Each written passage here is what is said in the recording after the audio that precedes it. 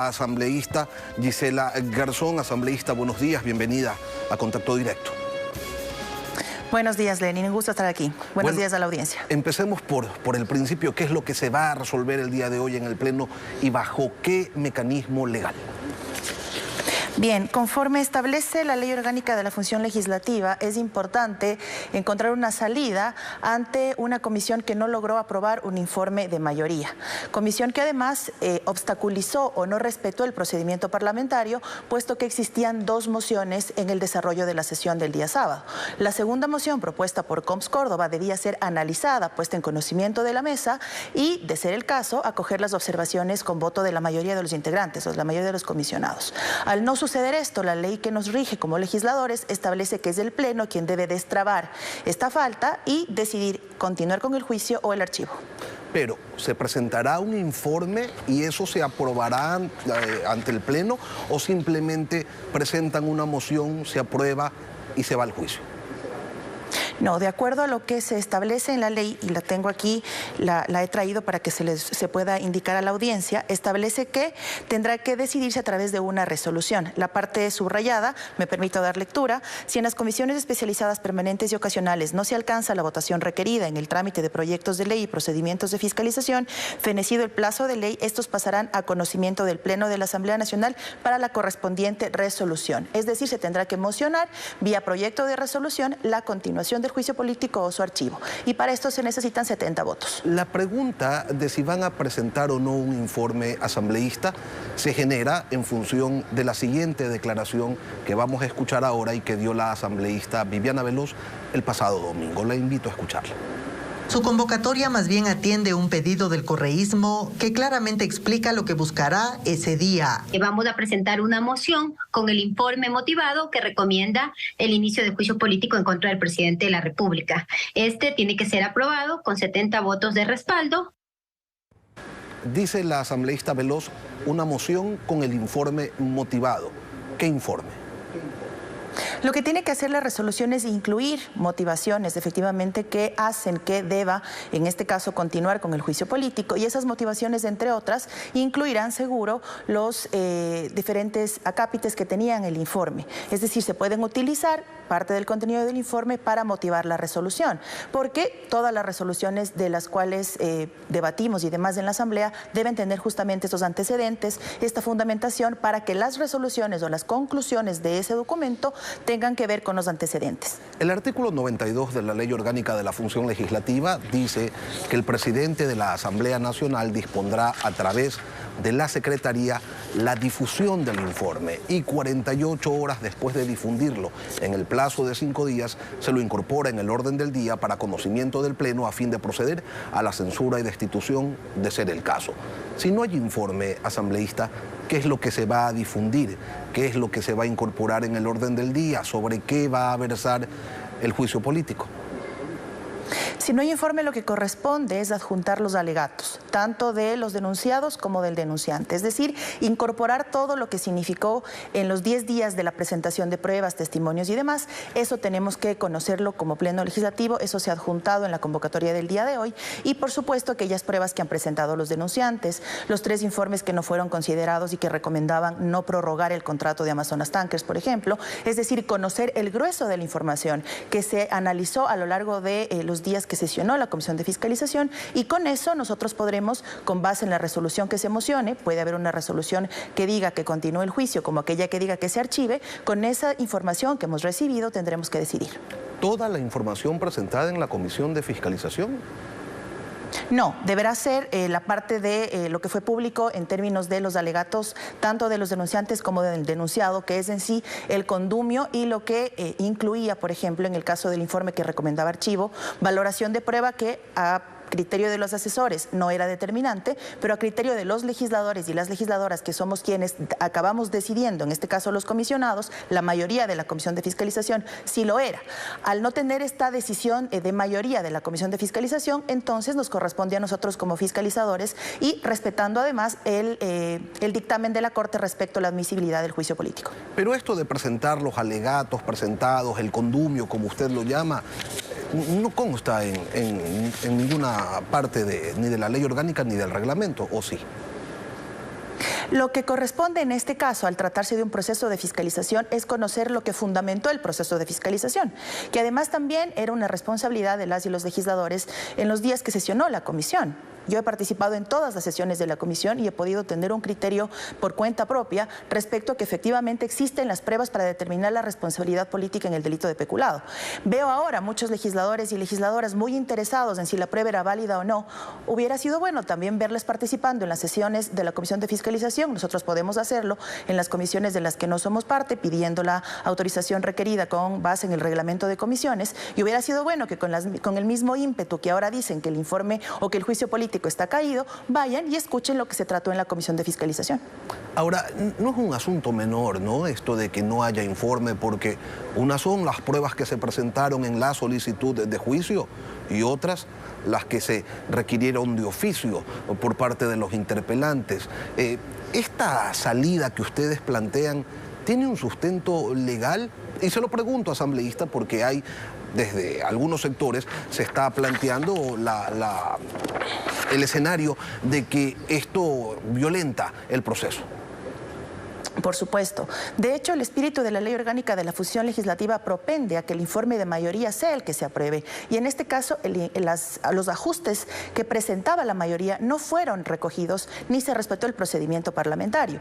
Si se hubiese querido precautelar de parte del presidente y vicepresidenta de la Comisión de Fiscalización el cumplimiento del procedimiento parlamentario, no debían suspender o clausurar la sesión y debían dar paso a la siguiente moción. Eso también establece la Ley Orgánica de la Función Legislativa.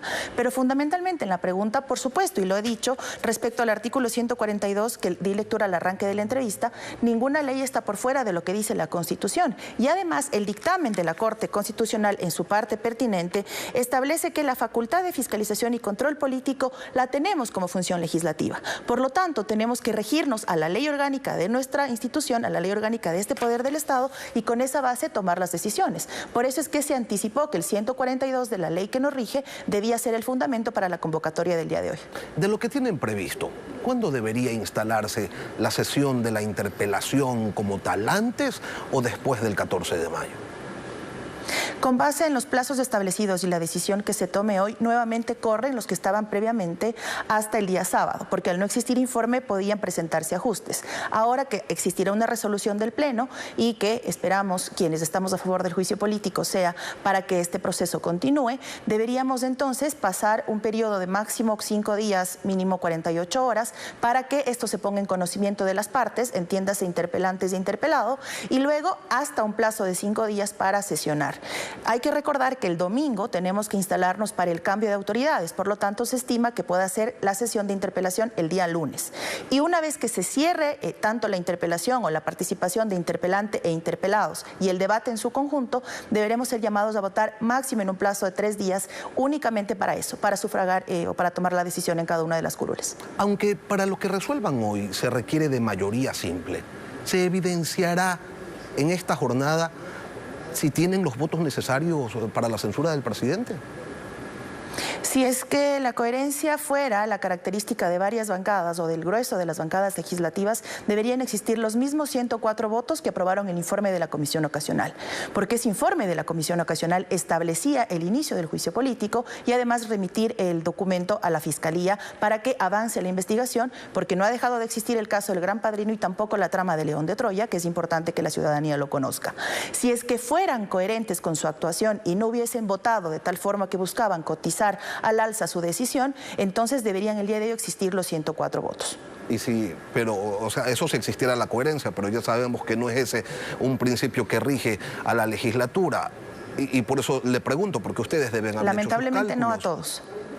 Ustedes deben haber hecho ya sus cálculos, asambleísta. Entonces, ¿tienen o no para hoy más de 92 votos? Personalmente siempre me gusta ser muy cauta respecto a aseverar la existencia de la votación, porque tengo un tiempo de experiencia en la legislatura y he visto cambiar votaciones que se aseguraban como tal, pero confío en que los 92 legisladores que se necesita para censurar al presidente pongan la patria y los ciudadanos y ciudadanas en el centro de su decisión y entonces contemos con esa votación. Permítame una digresión y aprovechando su presencia, consultarle sobre la reorganización de autoridades en la Asamblea Nacional. El candidato de UNES finalmente va a ser Virgilio Saquicela. Nuestra candidata, lo hemos anunciado públicamente, es la compañera Marcela Holguín. Lo hemos dicho, como la bancada más numerosa, tenemos la misma legitimidad y aspiraciones de otras bancadas de presidir la legislatura. Hoy tendremos una reunión de bancada y de salir de allí alguna otra decisión lo informaremos por los canales pertinentes. Gisela Garzón, asambleísta de UNES, gracias por acompañarnos hoy aquí en Contacto Directo. Un gusto y a las órdenes. Son las 7:06 de la mañana. Alejandra, tú tienes más. Así es, Lenin. Vamos con la síntesis informativa del día. La elección de nuevas autoridades en la Asamblea es un ingrediente más para el juicio político al presidente de la República.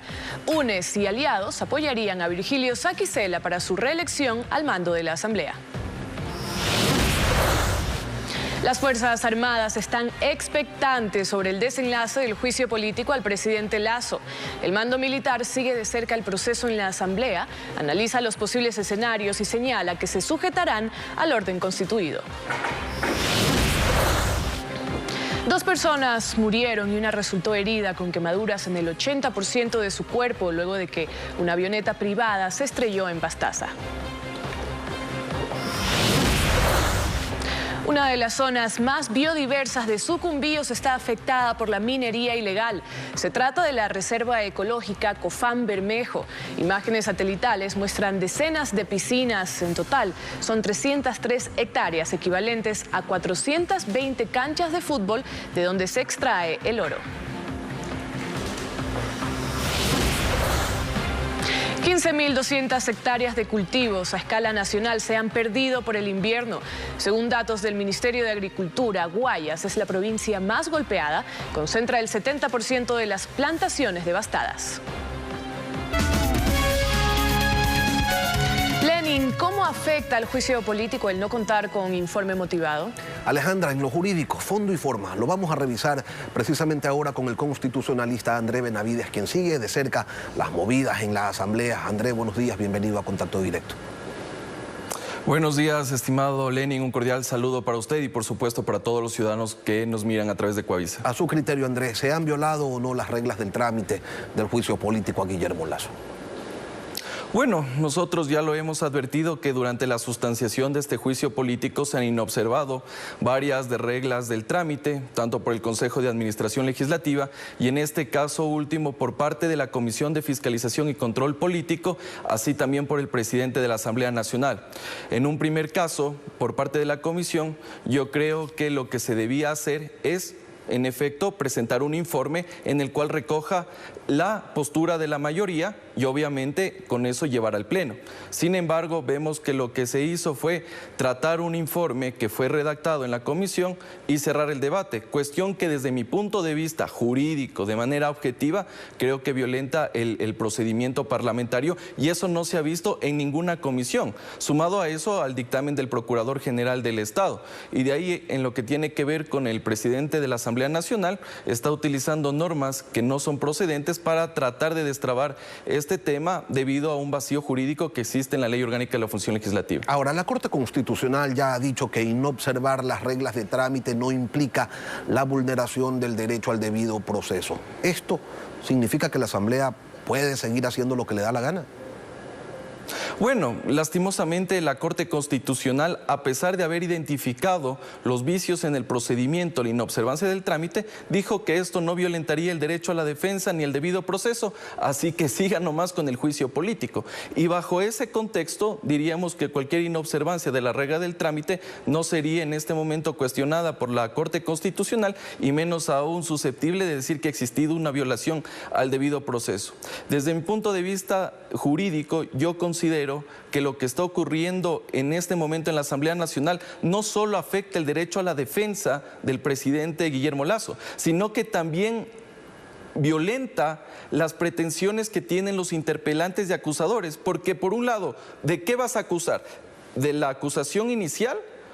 ¿O también vas a utilizar las pruebas de oficio a pesar de que no existe informe de la Comisión de Fiscalización y Control Político? Por aquí yo veo que los afectados son tanto acusadores como acusados. Ahora, ese es el efecto de la falta de informe motivado, pero la asambleísta Garzón decía hace unos minutos que no hay lío, que ellos van a presentar pues los alegatos, el condumio de lo ocurrido en la Comisión de Fiscalización y que con eso se avanza, es suficiente. Bueno, yo creo que no es tan así, porque recordemos que el artículo 92 de la Ley Orgánica de la Función Legislativa nos indica que se debe notificar, difundir un informe. ¿Qué informe? Si no existe informe.